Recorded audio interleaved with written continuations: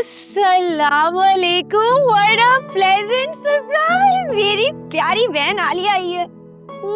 कैसी हो? वालेकुम अस्सलाम, मैं बिल्कुल ठीक, तुम कैसी हो? मैं ठीक हूँ, कैसी होंगी तुम्हारे बगैर।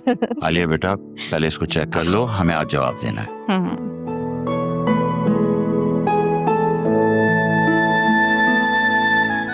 तुम्हें एक काम कहा था। वो बाबा, मैंने पता करवाया है, कुछ खास पता नहीं चला, बस ये पता चला है कि वो औरत किसी गारमेंट की फैक्ट्री में काम करती है और उसकी पहले भी एक शादी हो चुकी है। अकरम से भी बोला था, उससे भी कुछ खास पता नहीं चला। और अगर हमें उसके कॉल रिकॉर्ड्स निकलवाने होंगे तो उसके लिए हमें गवर्नमेंट लेवल पर जाना पड़ेगा। इन शॉर्ट ये कि कुछ नहीं हो सकता। एक्सक्यूज मी, ये अकरम को दोबारा इस मामले में डालने की क्या जरूरत थी? आलिया बेटा, तुम इस बात को छोड़, तुम मुझे ये बताओ कि अपार्टमेंट तुम्हें कैसा लगा, डॉक्यूमेंट सही है? एक बात तो मैं जिंदगी भर नहीं भूलूंगी, असफर भाई ने जिस तरह बाबा का गरेबान पकड़ा था। और उससे भी ज्यादा अफसोस मुझे जोया पर हो रहा है।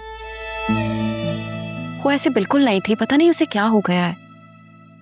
आयरा की फीस लेते हुए भी उसे शर्म आती थी, और अब देखें किस तरह दीदा दलेरी से उसने इतनी बड़ी बात कर दी। और मुझे यकीन है जरूर असफर भाई ने ही पट्टी पढ़ाई होगी। बस बहुत हो गई बहस। मैं अपार्टमेंट का एडवांस देने जा रहा हूँ। जोया के जाएंगे और उसे अपार्टमेंट का बताएंगे। बीवी के मरने के बाद सारी जायदाद तो खाबन की नहीं हो जाती है। असफर भाई सांप से ज्यादा जहरीले इंसान है, और सांप की फितरत है डसना।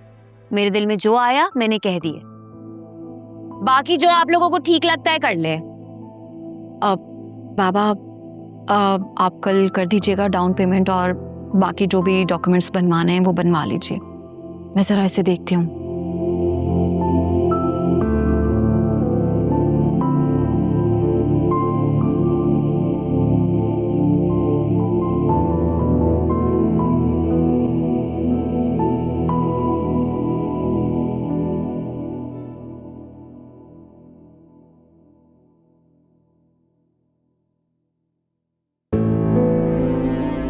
फिजा, ये क्या हरकत थी?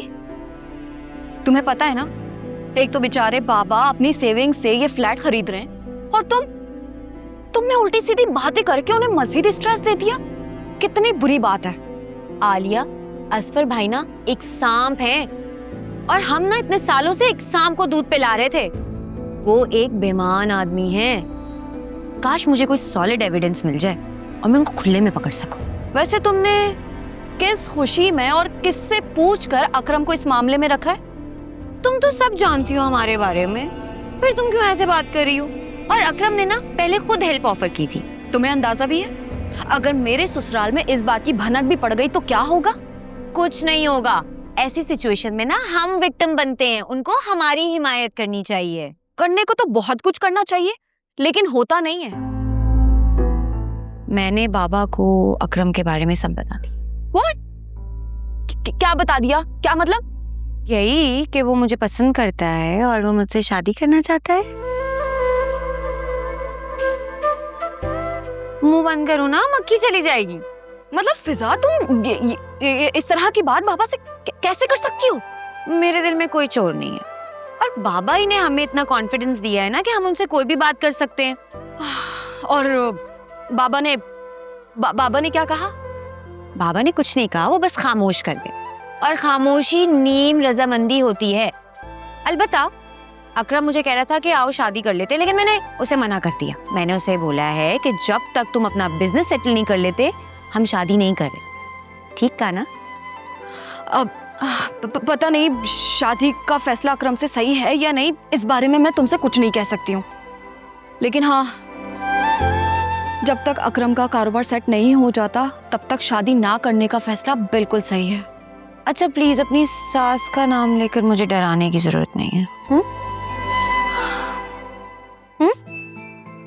नो आलिया। अच्छा है चलो।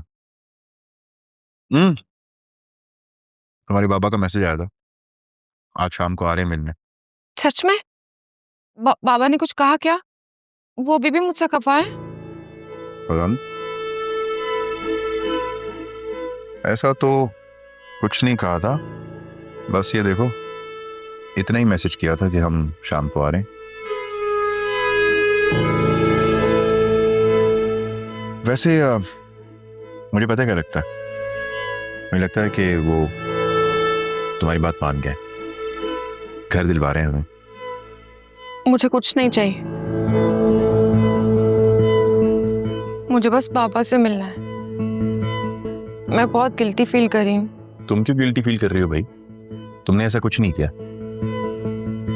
मुझे लगता है वो तुम्हारी जिद के सामने हार मान चुके हैं। जोया जरा सोचो, अपना घर मिलेगा तुम्हें, तुम्हारा अपना घर होगा, वो अपनी मर्जी से सजाना संवारना, इतना खुश रहेंगे हम यार। लेकिन मैंने उनका दिल दुखाया है, और जो वालिदैन का दिल दुखाते हैं ना, कभी खुश नहीं रहते। जोया ऐसा कुछ नहीं होता, ये सब पुरानी बातें हैं। अगर तुम इतना गिल्टी फील कर रही हो तो माफी मांग लेना उनसे, कान पकड़ लेना, उनके पैरों में गिर के गिड़गिड़ाना, जब तक माफ नहीं करेंगे ना उठना।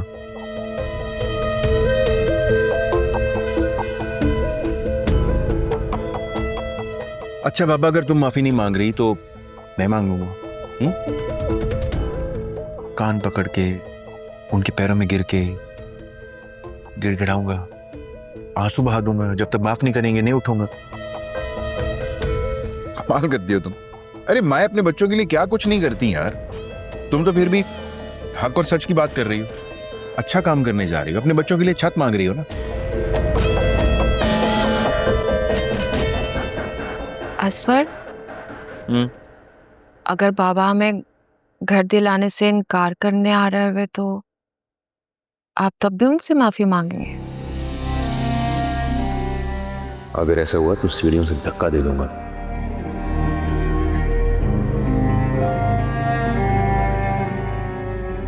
ऐसा नहीं होगा, मुझे पूरा यकीन है कि वो हमारी बात मान जाएंगे। और हाँ, अगर फिर भी ऐसा हो ही गया तो कानूनी रास्ता तो है ही, उसके बारे में तो पहले ही बता चुका हूं ना तुम्हें।